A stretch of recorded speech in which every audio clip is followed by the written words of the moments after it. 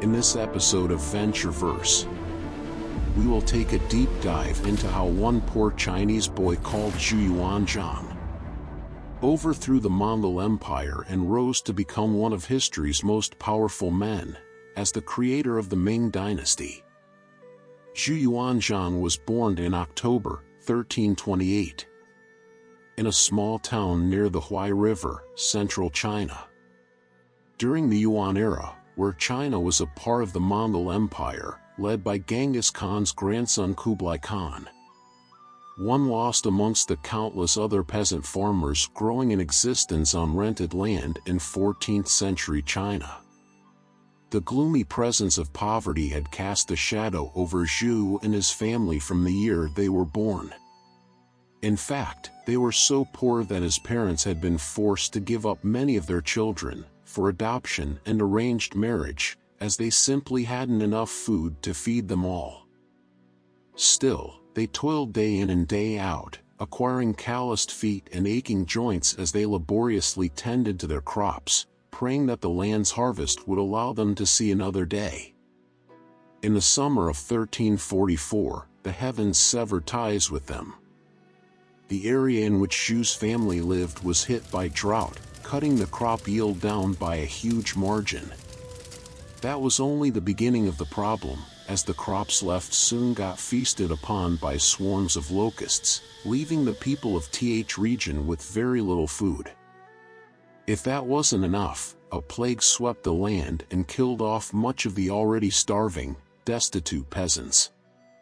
Zhu's remaining family were amongst those to be struck by the reaper's scythe, leaving him all alone in the world at just 16 years old.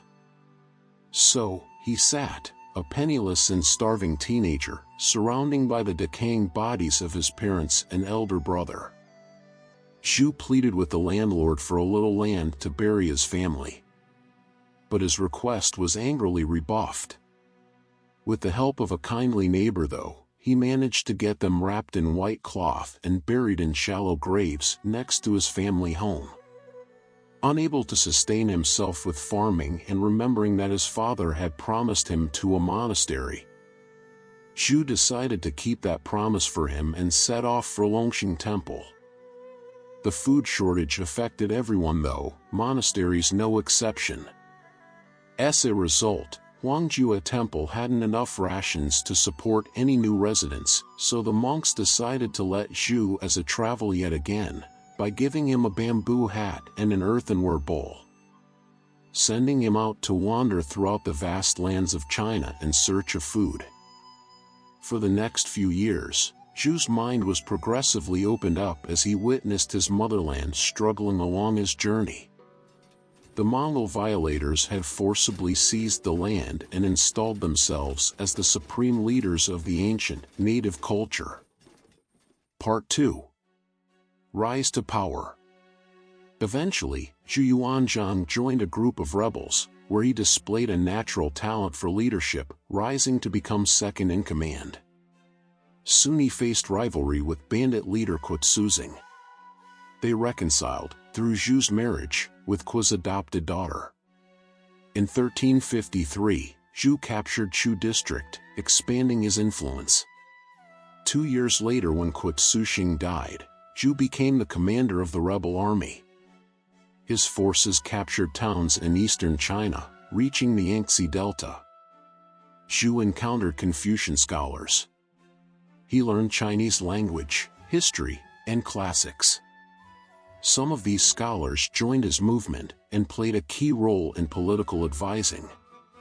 Influenced by the Red Turban movement, combining cultural and religious traditions, Zhu established local administration alongside his military. Despite humble beginnings, Zhu emerged as a national leader against the collapsing Mongol Empire. Charismatic and advised by talents like Sheng, he prioritized controlling southern rebel groups before facing the Mongols. Capable officers, including Jiao Yu and Lu Ji, played crucial roles, compiling military strategies with the use of gunpowder weapons, for the first time in history. Zhu's journey showcased his strategic leadership and ability to adapt. ultimately positioning him as a defender of Confucianism against the Mongol rule. Part 3. Early years of the Ming Dynasty. Intending to overthrow the descendant of Genghis Khan, Emperor Togon Timur, Zhu now marched on Nanking and captured it in 1356. Zhu's army met little resistance as Togon Timur fled when he saw the large Red Turban army marching forward. Zhu proclaimed himself Duke of Wu and set up an effective administration in the area, encouraging agriculture by granting unused land to peasants. The years after Zhu's rise to the throne, there were still rebel groups striving for power. Zhu solidified his authority among rebel groups after winning the significant 1363 Battle of Lake Poyang. The Battle of Lake Poyang is now known as one of the largest naval battles through history. Facing Chen Yuliang's massive fleet, Zhu's smaller, agile barges triumphed, resulting in Chen's death and fleet destruction. In 1368, he declared himself the Ming Emperor in the Chinese city, Nanjing. Ming translates to Great Brightness. He motivated Han Chinese support using the slogan, exiling the Mongols and restoring Hua. The northern campaigns succeeded, leading to the submission of Shantung and Honan provinces. In August 1368, Ming troops entered Peking, prompting the Mongol Emperor Shun Ti to flee to Inner Mongolia, ending the Yuan dynasty for good. By 1382, China was finally unified under the Ming rule. Part 4. The Beggar King. Zhu, considered one of China's greatest emperors, prioritized helping the poor. He implemented land reforms, distributed land to small farmers, and initiated public works like irrigation systems. Zhu, at this time also known as Emperor Hongwu, reduced forced labor demands on peasants, impacting both imperial and scholar requirements. In 1370, he ordered land distribution in the towns, Hunan and Anhui, to young farmers, preventing exploitation by landlords. He also allowed those cultivating land to keep the profits tax-free. Coming from a peasant background, Hongwu aimed to help farmers suffering from oppression by the upper class.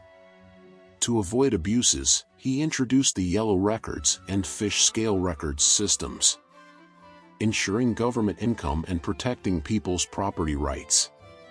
In 1372, Zhu ordered the general release of all innocent people who had been enslaved during the anxious days at the end of the Mongol reign. 14 years later, he ordered his officials to buy back children who had been sold as slaves by their parents due to previous hunger. Part 5. Legacy. As the emperor got older, he became meaner and more suspicious. He gave his sons power to keep control and got rid of top officials he did not trust. In 1380, he thought there was a plot against him, so he executed many people and took away important roles, making everyone report directly to him. Unlike past emperors who liked educated people, Zhu saw them as a problem. He controlled them tightly, even though he needed them for the government. He brought back Confucian scholars, but punished them harshly, using beatings with a bamboo stick to death for small mistakes. This scared off many educated people from joining the government. China saw great improvement in food supply during Zhu's reign, partly from Zhu's agricultural reforms, and also new food types entered China, such as corn and sweet potatoes. The result was a dramatic rise in population during the early Ming Dynasty. By the end of the dynasty, the population had increased by as much as 50%, and living standards had greatly improved. Zhu Yuanzhang will forever go down as one of the most extraordinary leaders in Chinese history. The only emperor in China's long history that was born a peasant and rose all the way to the top. Thank you for watching. Don't forget to subscribe, like, share, and comment down below.